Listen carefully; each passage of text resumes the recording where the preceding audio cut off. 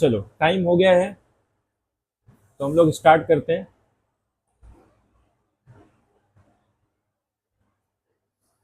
अभी देखो इसमें क्या बोला है हमारे पास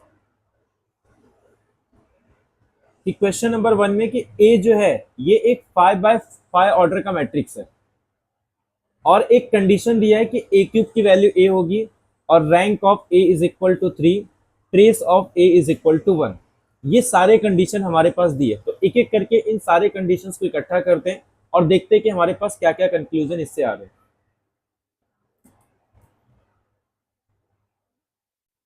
तो देखो सबसे पहली बात, मेरा जो मैट्रिक्स है उसका ऑर्डर है 5 बाय 5 ऑर्डर का, ठीक। और वो भी कैसा मैट्रिक्स है, एक रियल मैट्रिक्स है। सेकेंड चीज, हमें ये गिया है, गिवन है कि ए क्यूब करने पे ए आ जाएगा। जब भी हमारे पास कुछ इस तरीके का रिलेशन दिया होता है तो हम क्या करते हैं उस केस में, हमेशा इसका एनालिटिक पॉलिनोमियल निकालते हैं। जब मैं इसका एनालिटिक पॉलिनोमियल निकालूंगा तो x cube is equal to x, यानी कि x cube minus x is equal to 0। जैसे मैं यहाँ से एक्स कॉमन ले लूंगा तो ये मेरे पास x square minus 1 is equal to 0, यानी कि एक्स इज इक्वल टू 0, 1 और -1, यानी कि जो कैरेक्टरिस्टिक इक्वेशन रहेगा वो x minus 1 x plus 1 into x, ये मेरे पास एनालिटिक पॉलिनोमियल है, ठीक। अब अगर ये मेरे पास एनालिटिक पॉलिनोमियल दिया है तो इसका जो भी मिनिमल पॉलिनोमियल होगा, हमें क्या पता है कि जो मिनिमल पॉलिनोमियल होता है किसी भी मैट्रिक्स का, वो हमेशा उसके एनालिटिक पॉलिनोमियल को डिवाइड करेगा। यानी कि मिनिमल पॉलिनोमियल जो है वो या तो x हो सकता है, या तो मिनिमल पॉलिनोमियल हमारे पास x इंटू एक्स माइनस 1 हो सकता है, या तो minimal polynomial x into x plus 1 हो सकता है, या तो minimal polynomial x minus 1 into x plus 1 हो सकता है, या तो मिनिमल पॉलिनोमियल पूरा का पूरा जो भी एनालिटिक पॉलिनोमियल, यानी कि x, x माइनस 1 और x प्लस 1, ये सारी पॉसिबिलिटी है। अब मैं अगर जितने भी पॉसिबिलिटी है हर एक पॉसिबिलिटी को देखूं तो हर एक में जो फैक्टर है या तो लीनियर है या तो प्रोडक्ट ऑफ लीनियर फैक्टर है, और हमारे पास रिजल्ट होता है जब भी किसी मैट्रिक्स का minimal polynomial product of analytic polynomial है वो मैट्रिक्स हमेशा डायगोनलाइजेबल होता है। और क्योंकि इसके सारे के सारे रियल वैल्यू, मतलब जो आइगन वैल्यू है वो क्या है, जो मिनिमल पॉलिनोमियल के रूट्स होंगे, यानी कि 1, -1 और 0। तो इसमें जो थर्ड ऑप्शन है हमारा वो करेक्ट आ जाएगा कि ए इज डायगोनलाइजेबल ओवर आर। और चलो अच्छा, अब इसमें एक और ऑप्शन दिया है कि इसके पास 3 नॉन जीरो आइगन वैल्यू होंगे। अब मैं यूज करूंगा सेकेंड रैंक। ये कह रहा है कि जो ए का रैंक आ जाएगा ना वो 3 आ जाएगा। मुझे ये चीज पता चल गया कि ये डायगोनलाइजेबल है। अगर डायगोनलाइजेबल है तो ये जो मैट्रिक्स है किसी डायगोनल मैट्रिक्स के सिमिलर होगा, और उस डायगोनल मैट्रिक्स के डायगोनल पे हम क्या लिखते हैं, आइगन वैल्यू। अब क्योंकि इसका रैंक अगर 3 है तो मुझे 2 आइगन वैल्यू को क्या लिखना होगा, 0, और बाकी जो 3 प्लेस है मैं उस पे 1 या -1 रख सकता हूँ, यानी कि हर एक के पास 2-2 ऑप्शन है। तो ऐसे टोटल 8 पॉसिबिलिटी में बना सकता हूँ। तो अगर मैं बात करूं तो 3 प्लेस है मेरे पास, तो मैं एक तो काम कर सकता हूं कि सबको 1-1 दे दूं, ठीक। या फिर मैं इस तरीके से 1-1-1 और बाकी 4 को -1, जो हम लोग ट्रूथ टेबल में करते हैं। वैसे मैं क्या कर सकता हूँ, ये उसके बाद फिर 1-1 -1 -1 1-1 -1 उसके बाद 1 -1 1 -1 1 -1 1 -1। तो ये मेरे पास 8 पॉसिबिलिटी है कि मैं जो डायगोनल का थर्ड, फोर्थ और फिफ्थ प्लेस है मैं उस पर 1 और -1 रख सकता हूँ। अब इसमें कह रहा है कि जो इसका ट्रेस है वो 1 आएगा। अब एक बात बताओ, जब मैं तीनों पे 1 रख रहा हूं, इसका जो ट्रेस है वो कितना आ जाएगा, 3। अगर मैं एक पे -1 रखूं और बाकी 2 पे 1 रखूं तो यानी कि ये वाले कंडीशन में ट्रेस 1 आएगा, ये वाले कंडीशन में ट्रेस 1 आएगा, और कौन सा बचा है इसमें, ये वाले कंडीशन में ट्रेस 1 आ जाएगा। तो ये 3 कंडीशन है जहां पे ट्रेस 1 आएंगे, और बाकी ये 3 ऐसे हैं जहां पे ट्रेस जो आएगा वो -1 आएगा, और लास्ट वाला जो है वो ट्रेस -3 होगा। तो ये सारे पॉसिबिलिटी है ट्रेस के। अब ये कह रहा है कि ट्रेस 1 है, तो यानी कि मेरे जो आइगन वैल्यू है वो कौन कौन से पॉसिबिलिटी हो सकते हैं, ये वाले।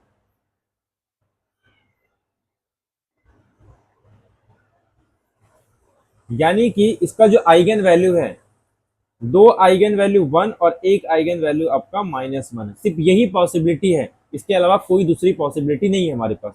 कह रहा है कि exactly 3 non zero eigen value, तो क्लियरली इसके पास 3 नॉन जीरो आइगन वैल्यू, वो तो यहीं से पता चल गया था क्योंकि रैंक 3 है, तो दो को क्या होना पड़ेगा, 0, और मैट्रिक्स मेरा कैसा है, डायगोनलाइजेबल, यानी कि सी ऑप्शन मेरा करेक्ट है। कह रहा है इसका मिनिमल पॉलिनोमियल जो है वो x³ माइनस एक्स है। अब देखो मिनिमल पॉलिनोमियल कितने पॉसिबिलिटी है हमारे पास, इसमें से ये सारे पॉसिबिलिटी हो सकते हैं, हाँ, बट ये याद रखना है कि ये जो भी केस ले रहे हो, इसमें से हमारे पास कोई भी पॉसिबिलिटी हो सकता है कि जिसका ट्रेस जो है वो क्या आना चाहिए, 1 आना चाहिए, और रैंक हमारे पास 3, यानी कि अगर मैं इसके कैरेक्टरिस्टिक पॉलिनोमियल की बात करूं तो ये मेरे पास आ जाएगा x -1 का स्क्वायर, और दूसरा आ जाएगा मेरे पास, अच्छा ये तो आ ही नहीं, और उसके बाद ये आ जाएगा मेरे पास x+1। तो जो मिनिमल पॉलिनोमियल है वो x-1 इंटू x+1, यही एक पॉसिबिलिटी है, क्योंकि कैरेक्टरिस्टिक के इक्वल हो नहीं सकता, क्योंकि मैट्रिक्स मेरा डायगोनलाइजेबल है, तो या तो x-1 होगा या तो x+1।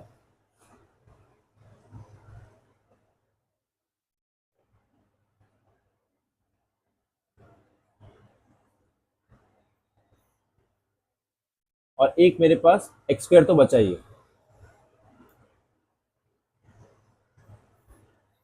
तो यानी कि ये कह रहा है x³ माइनस, तो ये जरूरी नहीं है कि इसका जो मिनिमल पॉलिनोमियल है वो x³ माइनस एक्स होगा।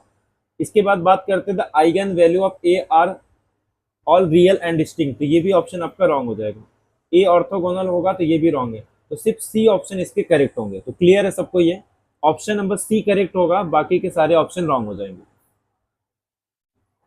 एक बार सभी यस कर देंगे अगर ये क्लियर है सबको तो।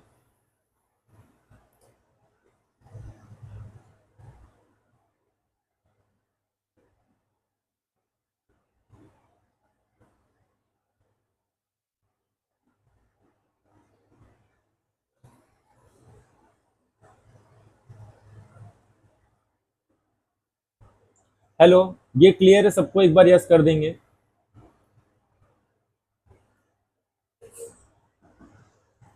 इसके आइगन वैल्यू 1 1 -1, और बाकी दो तो जीरो तो है ही, क्योंकि इसका रैंक कितना है, 3। अगर रैंक 3 है तो यानी कि इसका जो आइगन वैल्यू आ जाएगा वो दो आइगन वैल्यू जीरो आएंगे, क्योंकि अगर रैंक 5 होता तो इसके एक भी आइगन वैल्यू जीरो नहीं है। रैंक 4 है मतलब कम से कम एक आइगन वैल्यू जीरो, और रैंक 3 है मतलब कम से कम दो आइगन वैल्यूज के जीरो होंगे। ये हमारे पास रिजल्ट है।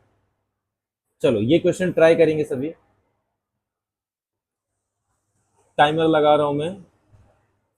अच्छा, ये क्वेश्चन को मैं 3 मिनट्स दे रहा हूँ, तो आप लोग 3 मिनट्स तक ट्राई करेंगे, ठीक। अच्छा क्वेश्चन है ये, जिसे रिजल्ट पता है वो तो 1 मिनट में कर सकता है, बाकी लोग को ये कम से कम 3 मिनट जाएंगे इसमें। चलो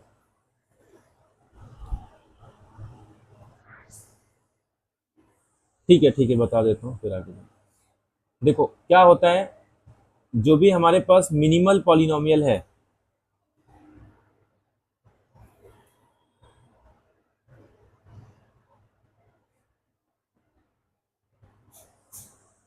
मिनिमल पॉलिनोमियल हमेशा एनालिटिक पॉलिनोमियल जो होता है उसको डिवाइड करता है, ठीक। अब मैं अगर इसकी बात करूँ तो इसके जो एनालिटिक पॉलिनोमियल है वो यही सारी चीजें हो सकती है। अब इसका मतलब जो -1 और 1 है, मतलब जो भी आइगन वैल्यू होंगे वो 0 1 -1 इन्हीं में से रिपीट आएंगे, मतलब 1 रिपीट होगा या तो 0 रिपीट होंगे या तो -1 रिपीट होंगे। तो तो यानी कि ये मेरे पास क्या आ रहा है, इसका कैरेक्टरिस्टिक पॉलिनोमियल। अब जो मिनिमल पॉलिनोमियल है वो हमेशा, sorry characteristic polynomial, analytic polynomial, minimal polynomial हमेशा अपने एनालिटिक पॉलिनोमियल को डिवाइड करता है।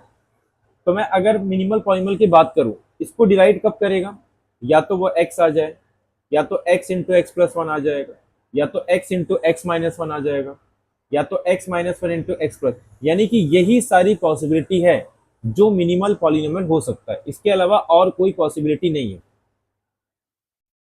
क्लियर है सबको ये? हाँ सारिका, मिनिमल पॉलिनोमियल हमेशा अपने कैरेक्टरिस्टिक पॉलिनोमियल और एनालिटिक पॉलिनोमियल को डिवाइड करता है, और every characteristic polynomial is a analytic polynomial. Sarika अगर क्लियर हो तो एक बार यस कर दो, मिनिमल पॉलिनोमियल।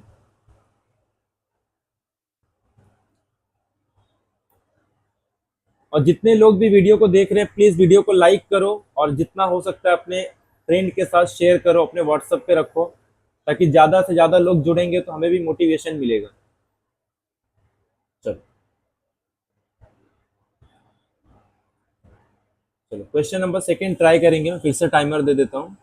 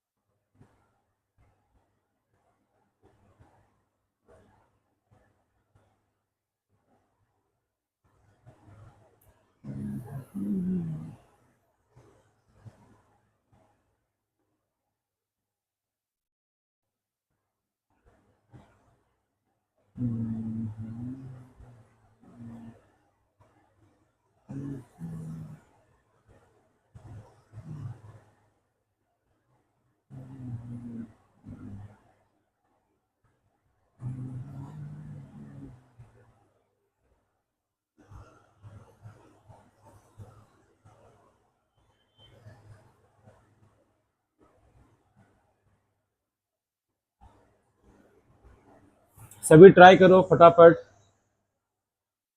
1 मिनट हो गया है, सेकेंड मिनट स्टार्ट हो गया है, फटाफट ट्राई करेंगे।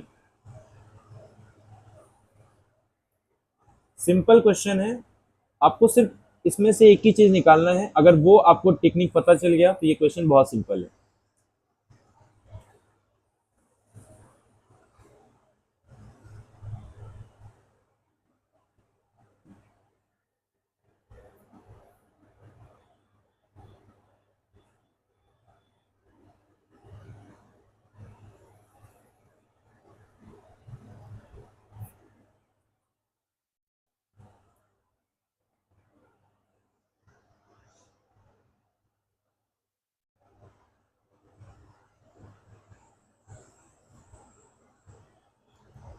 चलो ये लास्ट 1 मिनट्स है, 2 मिनट्स हो गए ऑलरेडी।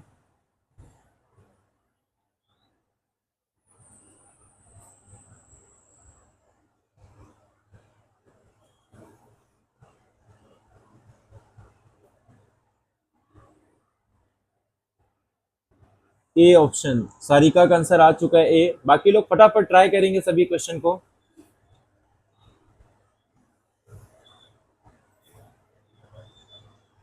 30 सेकेंड बचे हैं, जल्दी जल्दी ट्राई करो।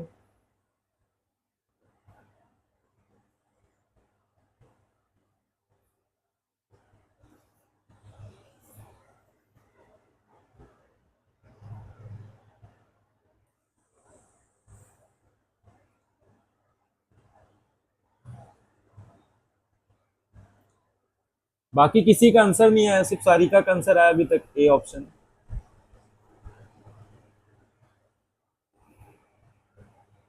बाकी स्वर्णिमा का भी आंसर नहीं आ रहा है, संध्या का भी आंसर नहीं आ रहा है आज। चलो टाइम हो चुका है।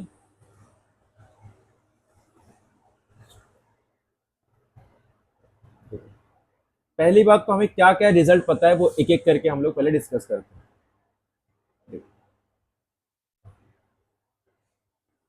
देखो, फर्स्ट और जो सबसे इंपॉर्टेंट है, हमें ये पता है कि जो सम ऑफ आइगन वैल्यू होता है, सम ऑफ आइगन वैल्यू, जो भी आइगन वैल्यूज है अगर मैं उनका सम करूं तो ये मेरे पास होता है ट्रेस ऑफ ए।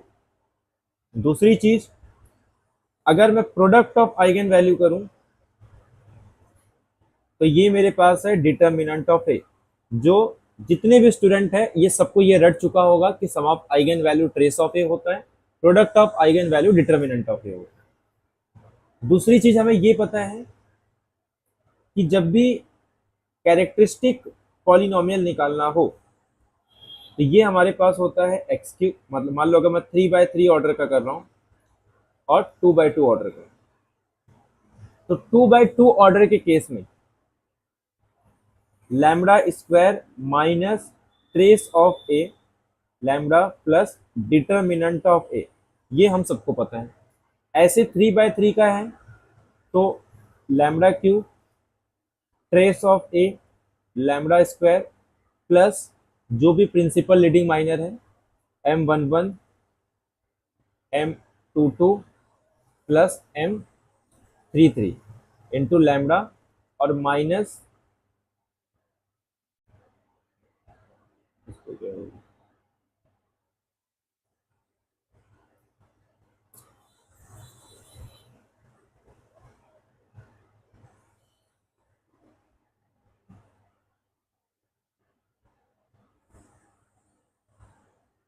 इसको क्या हो गया,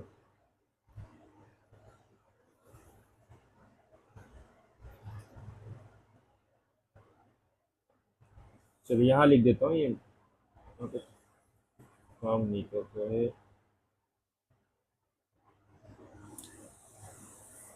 और यहाँ पे अगर मैं प्लस कर दूं,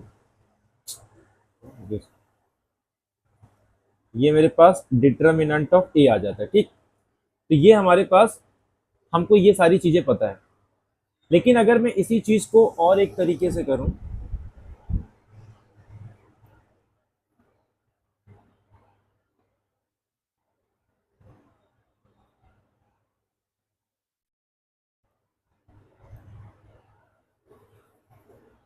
अब इस बात को समझो, हम कैरेक्टरिस्टिक पॉलिनोमियल निकालते कैसे हैं। मुझे अगर कैरेक्टरिस्टिक पॉलिनोमियल निकालना हो, मुझे पता है कि इसके 3 आइगन वैल्यू होंगे, एक लैम्बडा 1, एक लैम्बडा 2 और एक लैम्बडा 3। तो यानी कि lambda minus lambda 1, lambda minus lambda 2 और लैम्बडा माइनस लैम्बडा 3। अब मैं अगर पहले दो पार्ट को मल्टीप्लाई करूं, इसमें से जो स्टार्टिंग का दो, अगर मैं इसको मल्टीप्लाई कर रहा हूं तो ये मेरे पास आ जाएगा lambda square minus lambda into lambda 2 minus lambda into lambda 1 और प्लस लैम्बडा 1 इंटू लैम्बडा 2, ठीक। और इसको मैं मल्टीप्लाई करूंगा लैम्बडा माइनस लैम्बडा 3 से। अब अगर ध्यान से देखो, मैं इसको फिर से अगर अंदर मल्टीप्लाई कर दूं तो ये मेरे पास आ जाएगा lambda cube minus lambda square into lambda 2 minus lambda square into lambda 1 और plus lambda 1 lambda 2 into lambda, ठीक। और ऐसे अगर मैं लैम्बडा 3 से मल्टीप्लाई करूं तो minus lambda square into lambda 3 minus minus plus lambda 2 into lambda 3 into lambda, फिर उसके बाद प्लस लैम्बडा 1 इंटू लैम्बडा 3 और माइनस लैम्बडा 1 लैम्बडा 2 लैम्बडा 3, ठीक। ये 8 टर्म्स हमारे पास आ गए। अगर मैं इसको सही ढंग से देखूं तो मैं इस लैम्बडा क्यूब को अलग कर दूं, ठीक। उसके बाद जितने भी लैम्बडा स्क्वायर वाले टर्म्स है मैं उनको अलग कर देता हूं। तो माइनस, अगर मैं लैम्बडा स्क्वायर को कॉमन ले लूं तो ये एक लैम्बडा स्क्वायर, ये एक लैम्बडा स्क्वायर और ये एक लैम्बडा स्क्वायर। तो सब में से अगर मैं माइनस लैम्बडा स्क्वायर को कॉमन ले लूं तो यहाँ से एक साइड से मेरे पास लैम्बडा 1 आ जाएगा, यहाँ से मेरे पास लैम्बडा 2 आ जाएगा और यहाँ से मेरे पास लैम्बडा 3 आ जाएगा, ठीक। ऐसे ही अगर मैं लैम्बडा को कॉमन ले लूं, ठीक, सब में से अगर मैं लैम्बडा कॉमन ले रहा हूं तो यहाँ से आ जाएगा लैम्बडा 1 लैम्बडा 2, ठीक। उसके बाद यहाँ से आ जाएगा लैम्बडा 2 इंटू लैम्बडा 3 और यहाँ से अगर मैं लैम्बडा को कॉमन ले लूंगा तो ये आ जाएगा लैम्बडा 1 इंटू लैम्बडा 3 और फिर minus lambda 1 into lambda 2 into lambda 3। अब मैं अगर इसको ध्यान से देखूं तो ये मेरे पास लैम्बडा क्यूब है, सम ऑफ आइगन वैल्यू होता है trace of lambda,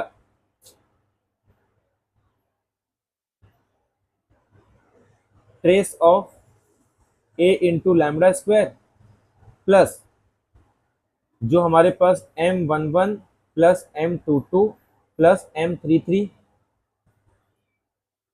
into lambda, और लास्ट में आ जाता है हमारा प्लस डिटर्मिनेंट ऑफ ए। अब अगर इस चीज को देखो, अगर आपको पहले से ही पता है कि ये जो हमारे पास लैम्बडा 1 इंटू लैम्बडा, तो ये कोएफिशिएंट कैसे निकालते हैं, तो आपको फिर ये सब करने की जरूरत नहीं थी। तो यानी कि जो ये वाला टर्म है, अगर मुझे आइगन वैल्यू पता है तो मैं ये रिजल्ट यूज करके भी निकाल सकता हूँ कि आइगन वैल्यू को लैम्बडा 1 को लैम्बडा 2 से मल्टीप्लाई करूं, प्लस लैम्बडा 1 को लैम्बडा 3 से मल्टीप्लाई करूं, और प्लस लैम्बडा 2 को लैम्बडा 3 से मल्टीप्लाई करूं।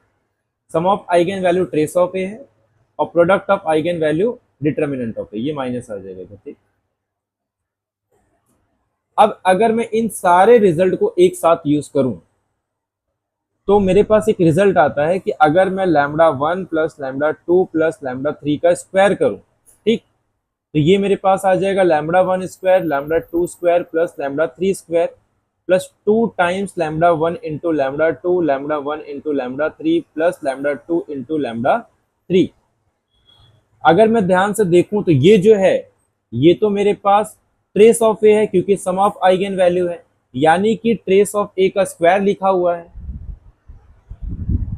प्लस अगर मैं इसकी बात करूं, मुझे पता है कि किसी आइगन वैल्यू का मतलब किसी मैट्रिक्स का आइगन वैल्यू गिवन है, तो अगर मुझे ए स्क्वायर का आइगन वैल्यू निकालना है तो मैं हर एक आइगन वैल्यू का स्क्वायर निकालूंगा और उनका सम कर दूंगा, तो मेरे पास ए स्क्वायर की आइगन वैल्यू आ जाएगी, यानी कि ट्रेस ऑफ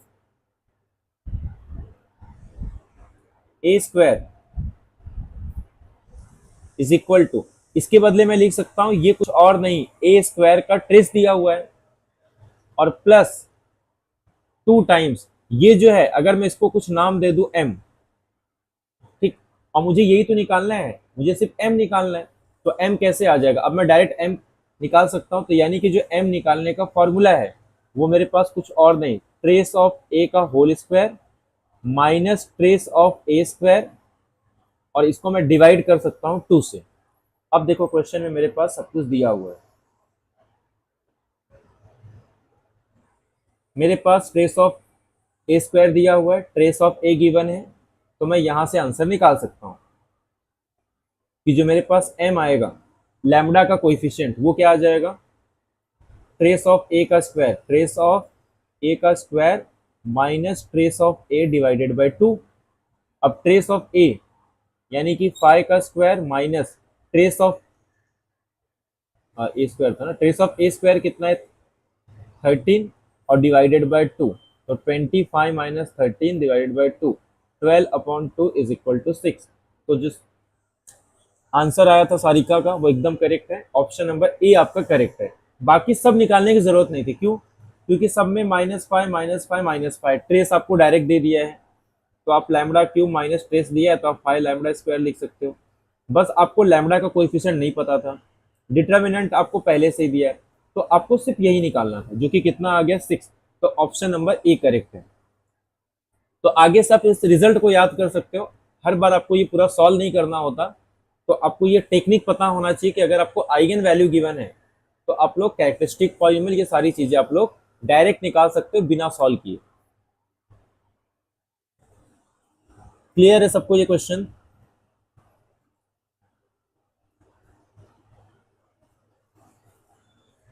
ये क्वेश्चन कैसा लगा सबको, एक बार यस कर दो पहले।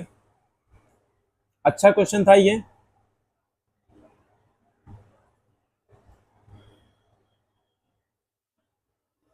हेलो, कमेंट बॉक्स में सभी बताएंगे क्वेश्चन कैसा था, सबको समझ में आ गया, एक बार यस कर दो सभी फटाफट।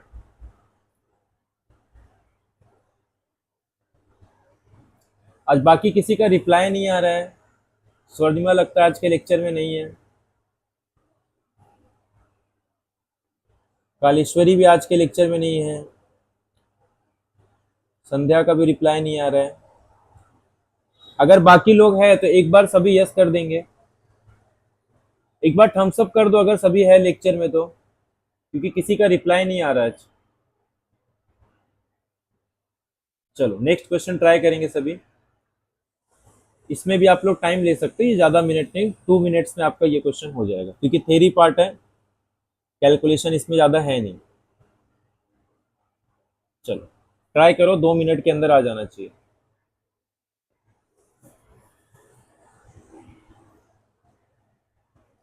सभी क्वेश्चन को ट्राई करेंगे फटाफट।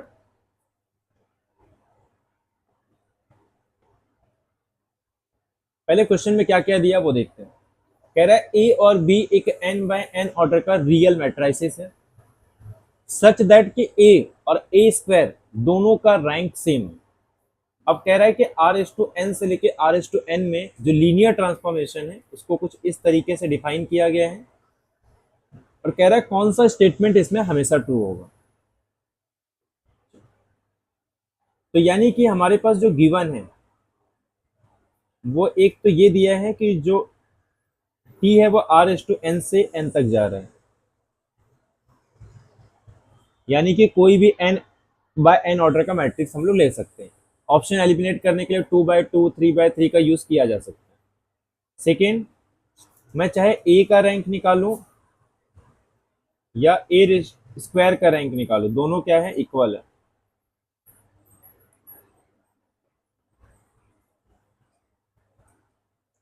चलो सबसे पहली बात तो आपको ये याद रखना है, अगर मैंने ए से ए स्क्वायर किया, ठीक, और अगर इसका रैंक और ए स्क्वायर के रैंक में अगर कोई चेंजेस नहीं आता है, तो मान के चलो आप इसका कोई भी पावर कर दो, इसके रैंक में कोई चेंजेस नहीं आएगा।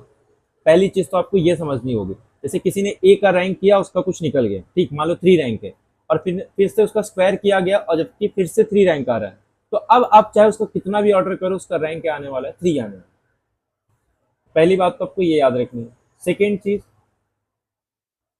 मैट्रिक्स मेरे पास एन बाय एन ऑर्डर का बन रहा है, यानी कि इसका डोमेन का डायमेंशन, को डोमेन का डायमेंशन दोनों एन है।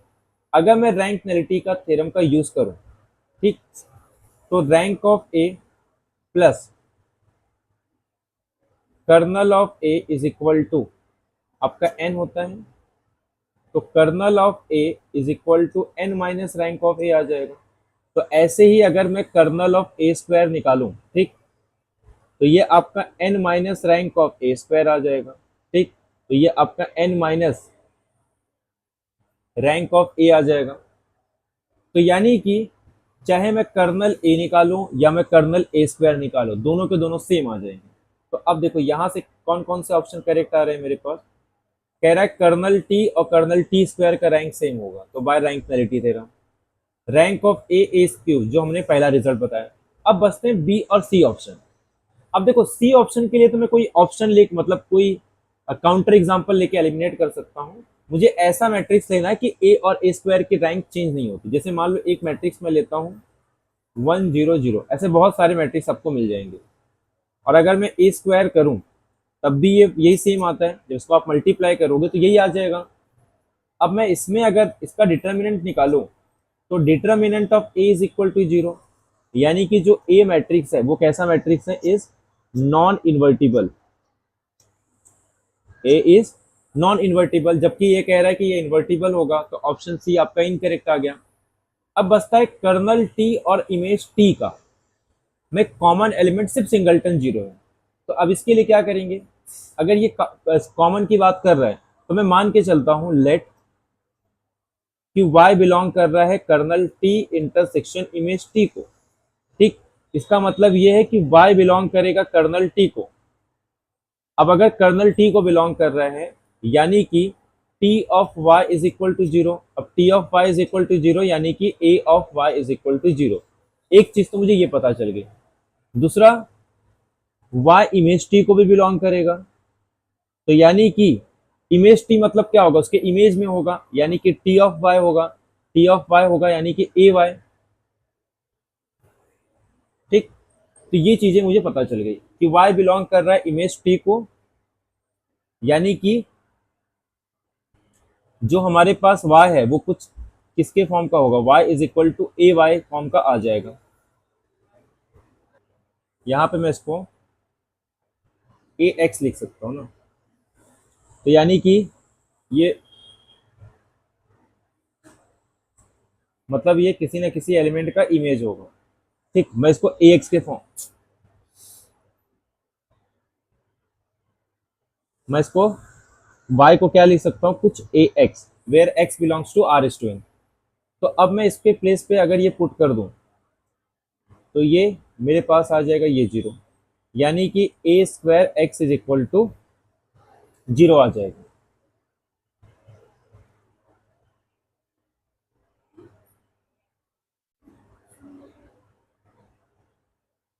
हमें क्या प्रूव करना है कि कर्नल टी और इमेज टी में सिंगलटन 0 है। ठीक,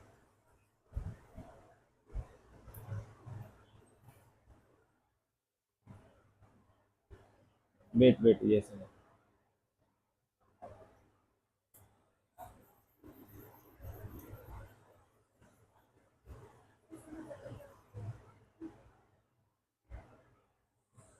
y बिलोंग कर रहा है इमेज टी को, तो इमेज टी क्या है मेरे पास, टी ऑफ v, यानी कि ए वी, तो A v is equal to y आ जाएगा। ठीक, तो ए वी मेरे पास y आ गया, और यहां से ए वी की वैल्यू कितनी है, अगर y बिलोंग कर रहा है कर्नल टी को, तो यानी कि T of y is equal to 0, यानी कि a of y is equal to 0 आ जाएगा।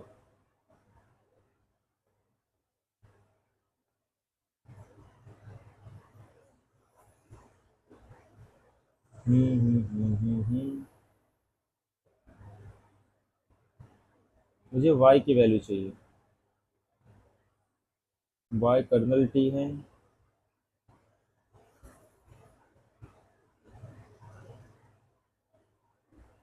इमेज टी को बिलोंग कर रहा है, मतलब a ऑफ y।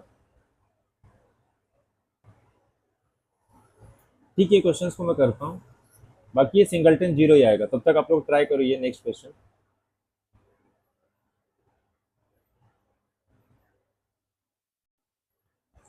ठीक है, आप लोग क्वेश्चन ट्राई करो, बताता हूँ मैं क्वेश्चन।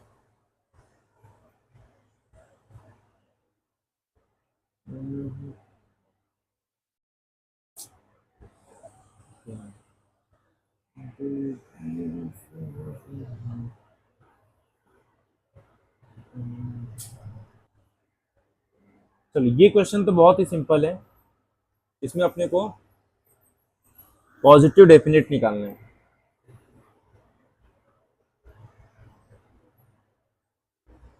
तो पॉजिटिव डेफिनेट हम लोग कैसे चेक करते हैं, जब भी हमें पॉजिटिव डेफिनेट निकालना होता है तो हम एक तो हम आइगन वैल्यू निकाल लें, और अगर आइगन वैल्यू सारे के सारे आइगन वैल्यू पॉजिटिव है तो हम लोग कहते हैं पॉजिटिव डेफिनेट है।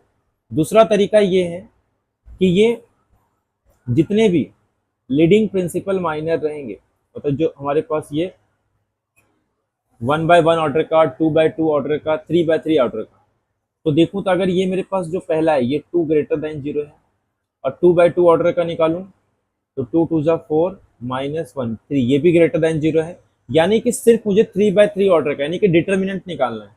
तो अगर मैं इसका डिटर्मिनेंट निकालूं तो ये मेरे पास 2a -1 +1 1, ये ग्रेटर देन 0, यानी कि 2 2 जा 4a -2, कुछ छूट रहा है क्या इसमें, 2a -1, और इसको करूंगा तो माइनस माइनस प्लस, ये पूरा ये 0, ये -a आ जाएगा,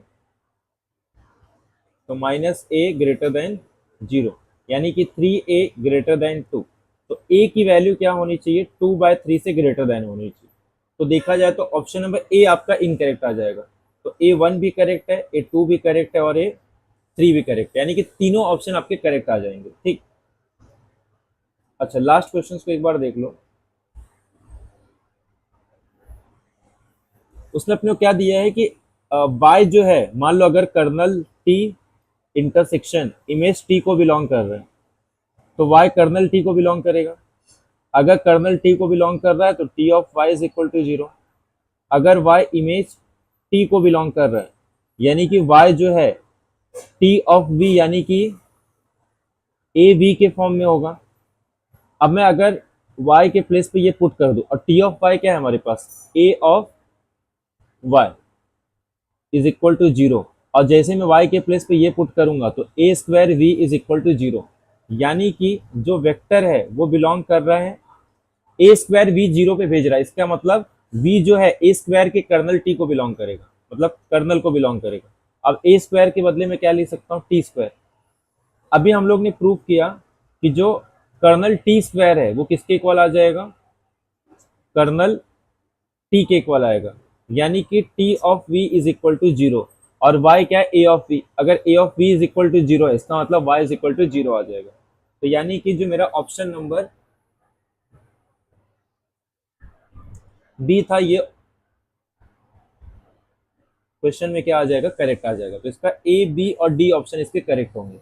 ठीक, तो यहाँ तक तुम्हारा सही था। A square x is equal to 0, तो इसका मतलब x belongs to kernel of T square. तो यहाँ से तो कर्नल टी स्क्वायर किसके इक्वल है, कर्नल टी के। तो x बिलोंग करेगा कर्नल टी को, तो इसका मतलब T of x is equal to 0 और T of x is equal to 0 है। तो इसका मतलब यहाँ से अगर v लेंगे तो v, x लेंगे तो x आ जाएगा। तो यानी कि आपका जो y है टी ऑफ x वो कितना आ जाएगा, 0 आ जाएगा। क्लियर है ये सबको? तो इसका A B D option correct है और इसका आपका option number B C D तीनों करेक्ट आ जाएंगे। क्लियर है? अगर दोनों क्वेश्चन तो एक बार यस कर देंगे सभी कमेंट बॉक्स में।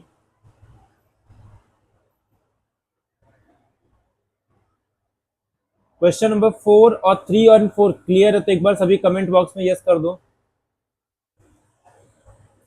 हेलो,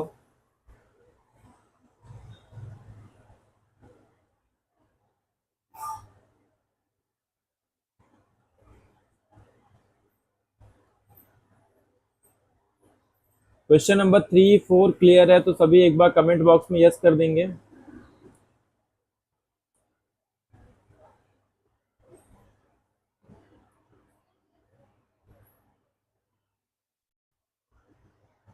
चलो ट्राई करो क्वेश्चन नंबर 5।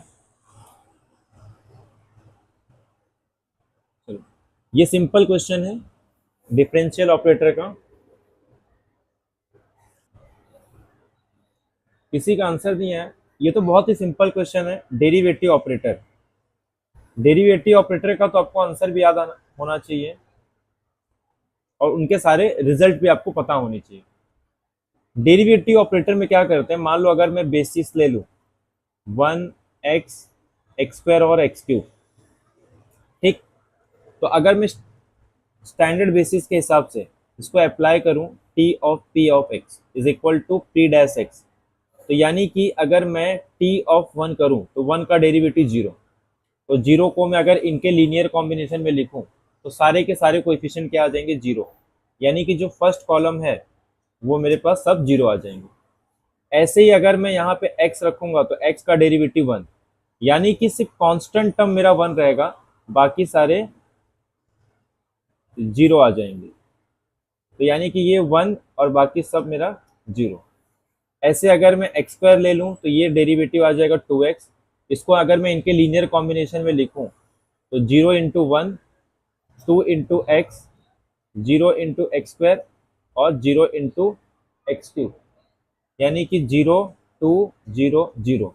ऐसे अगर मैं टी एक्स क्यूब करूँगा तो ये मेरे पास 3x स्क्वायर आ जाएगा, यानी कि 0 into 1, 0 into x, 3 into x square और 0 इंटू एक्स क्यूब, यानी कि 0 0 3 0। ये आपको मैट्रिक्स याद होना चाहिए कि ये आपके पास डेरिवेटिव लीनियर ट्रांसफॉर्मेशन है डिफरेंशियल ऑपरेटर का। ये हमेशा एक सुपर अपर ट्रायंगुलर यानी कि एक नील पोटेंट मैट्रिक्स होता है। नील पोटेंट मैट्रिक्स यानी कि ये कभी डायगोनलाइजेबल नहीं होगा सिर्फ 0 को छोड़ के, तो ये ऑप्शन आपका रॉन्ग हो गया। मैं अगर इसके रैंक की बात करूं तो याद रखना है, जब भी यहाँ पे अगर कोई नॉन जीरो एलिमेंट है तो आपका ये ए क्यूब इज इक्वल टू 0 आ जाएगा। यहाँ पे कोई नॉन जीरो नंबर है तो A square is equal to 0 है। यहाँ पे अगर नॉन जीरो है बाकी सब 0 है तो आपका A 4 power A cube A square is equal to 0 और सब 0 आ जाएगा तो आपका वो 0 मैट्रिक्स आ जाएगा। यानी कि ये जो मैट्रिक्स है 4 इंडेक्स का, मतलब इसका जो इंडेक्स आएगा वो 4 आ जाएगा। अब ध्यान दो, इस केस में जो मिनिमल पॉलिनोमियल भी है वो आपका ये आ जाता है x⁴, यहाँ पे m of x is equal to 0, यहाँ पे m of x is equal to x², और यहाँ पे m of x is equal to x²। पहला कह रहा है इसका रैंक 3 होगा, तो क्लियरली इसका रैंक 3 है, नलिटी 1 है। कह रहा है मिनिमल पॉलिनोमियल x⁴ होगा, तो ये भी क्लियर है। t has a non zero eigen value, तो रॉन्ग, क्योंकि t के पास सारे के सारे आइगन वैल्यू 0 होंगे। ठीक, तो ये आपका आज का लेक्चर था। तो टाइम हो चुका है, 2 क्वेश्चन मैं आपको और दे रहा हूँ, वो आपको कमेंट बॉक्स में उसका आंसर बताना है। ठीक, तो एक क्वेश्चन ये है, इसको 1 0 0 माइनस है, तो ये क्वेश्चन का आप स्क्रीनशॉट ले सकते हो, इसका आंसर आप लोग कमेंट बॉक्स में कमेंट करके बता देना। ठीक, और सेकेंड क्वेश्चन आपके सामने ये है स्क्रीन पे, जो कि जॉर्डन कैनोनिकल फॉर्म से रिलेटेड है, तो इसका भी आंसर आप लोग कमेंट बॉक्स में कमेंट करके बता देना। ठीक, तो ये 2 क्वेश्चन आपके लिए हैं, आप लोग ट्राई करोगे क्वेश्चन नंबर 6 और क्वेश्चन नंबर 7। ठीक, बाकी कैसा लगा आपको लेक्चर, एक बार कमेंट बॉक्स में कमेंट करके बता दो। और जो भी लोग CSIR नेट के लिए प्रिपेयर कर रहे हैं, तो आप लोग टेस्ट सीरीज हमारा ज्वाइन कर सकते हो सिर्फ 499 रुपीज में, जिसमें आपको 15 यूनिट टेस्ट और 3 फुल मॉक टेस्ट मिलने वाला है। अगर आप MS सेट की तैयारी कर रहे हो, तो MS सेट के लिए भी आपके पास हमारा बैच है, आप वो लोग ज्वाइन कर सकते हो, सुपर 30 बैच, जो कि आपको सिर्फ 3000 में मिलने वाला है, जिसमें आपको सारे वीडियोस, लेक्चर, सारे PDF और डेली आपके जो प्रैक्टिस क्वेश्चन है, ये सारी चीज़ें आपको इस बैच में मिल जाएगी, जो कि पूरी तरीके से आपके MS सेट के अकॉर्डिंग है। आपको मैंने पहले भी एक वीडियो बनाया था कि CSIR नेट और MS सेट ये दोनों अलग अलग तरीके के एग्ज़ाम हैं, अलग अलग स्ट्रैटेजी लगती है अगर आपको इन एग्ज़ाम्स को क्लियर करना है। तो इसीलिए अगर आप बैच ज्वाइन करना चाहते हो, तो आप हमारा सुपर 30 बैच ज्वाइन कर सकते हैं। PDF आपको हमारा ग्रुप है, अगर आप उस ग्रुप पे ज्वाइन होते हैं या टेलीग्राम पे, तो वहां पे आपको मिल जाएगा। ठीक, अभी मैंने लास्ट 2-3 टाइम की वीडियो डाले नहीं है, तो मैं आज सारे वीडियो शेयर कर देता हूँ। ठीक, व्हाट्सएप ग्रुप है हमारा, आप लोग उस पर ज्वाइन हो सकते हो, या फिर आप टेलीग्राम ग्रुप पे, जहाँ पे हम आपको सारा PDF आपको मिल जाएंगे। चलो ठीक है, तो एंड करते हैं आज का लेक्चर। Thank you.